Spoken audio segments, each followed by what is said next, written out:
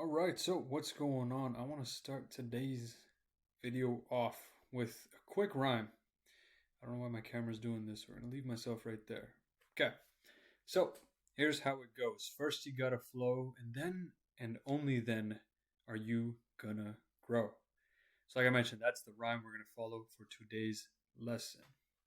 Let's delve a bit deeper into it, right? You see, far too many lawyers go the complete wrong way about building out their client acquisition systems. Let's see if my camera's still bugging. Okay, we're good. So, what do they do wrong? And why do they go about it so incorrectly?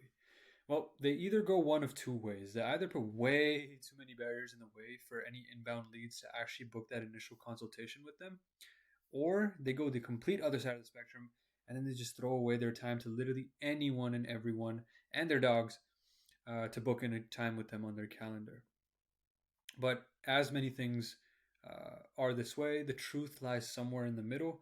And I know that's cliche, but it's actually a dynamic process. It's not exactly what you think about. Oh, let's just put a um, few barriers in the way, and not a lot, and not none either. But there's a method to the madness. So let's explore it together. There's a key um, emphasis on dynamic. So again, this is sort of the two ways lawyers tend to go about their business. So they have their sales funnel at the top, of course. They have their lead generation, be it through referrals, be it through billboards, if they're using traditional methods, or if they like using high leverage, which we recommend 100% at Golden and Glorious. They use digital ads, so whether that be Facebook, whether that be Google. A lot of older folks are still on TikTok too, so we've been delving into that side of things as well, and it seems like a pretty emerging market. That's good. But yeah, leads at the top, and then right here, the red section would be your initial consultations and where you're actually closing these cases. So, like we mentioned before, lawyers can either go about it one way where they're just putting step after step after step, pre-qualification after pre-qualification, to such a stringent degree they just end up looking like this, flat out. This is you if you put way too many barriers in the way.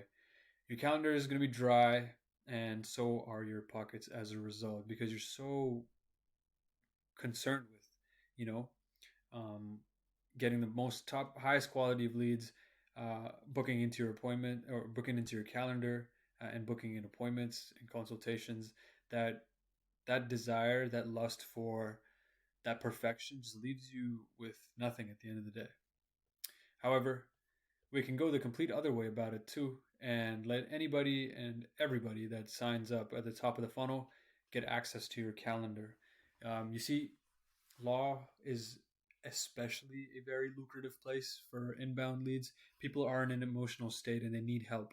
And if you let anyone and everyone access to your calendar, they will sign up and they will waste your time. And this is going to be you. You're going to be in your firm, in your office, thinking, hey, the next call that I take, this will be a close for sure. And then you hop on and they're just talking a bunch of nonsense and they're completely out of line with what your ideal client would be. And you just chuck your chair out the window because you've had enough of this and you don't even know how to scale uh, from this point forwards. You're just wasting time and spinning your wheels in the mud. So how do you actually go about it?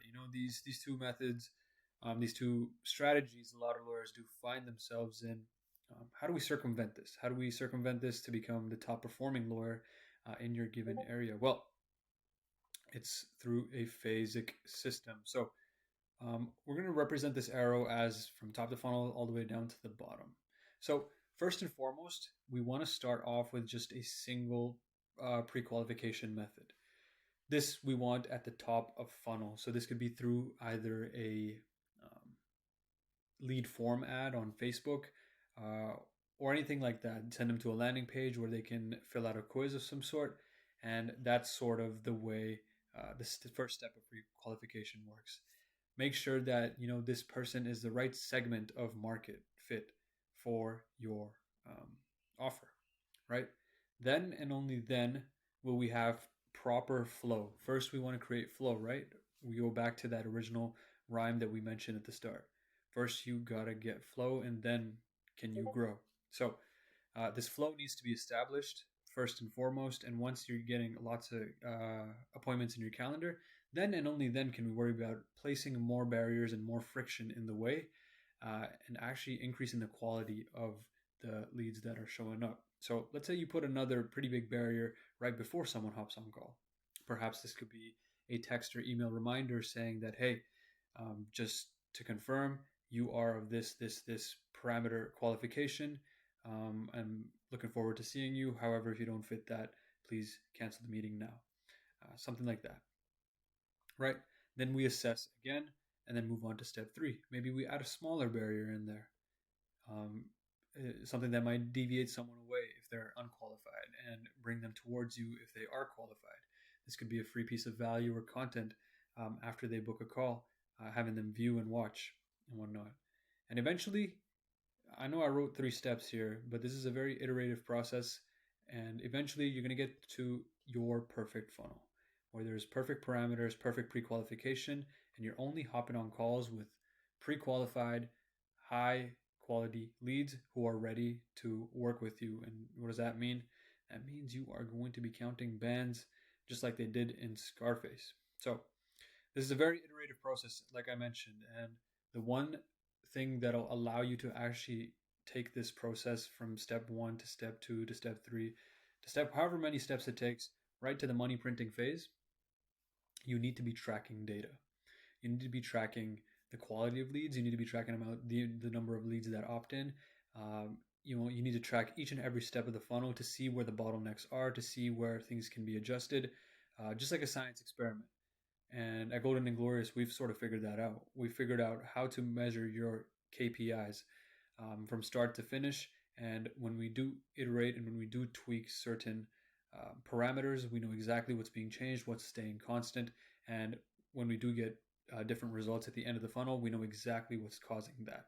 So if you want to take this from step 1, where you're just generating flow, to actually getting to the grow part, hit the first link in the description and we'll give you a free implementation call and walk you through our entire process. And if it's a good fit for you and you want to work forwards with us, we can do that.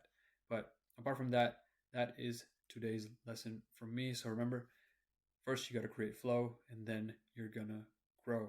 So again, if you're a person with injury or family lawyer looking to close 20 plus deals each and every 30 days, hit the first link in the description and book a call with either me or someone on my team, and we'll walk you through the entire process. But that's, again, everything from me today, and I hope you have a blessed day.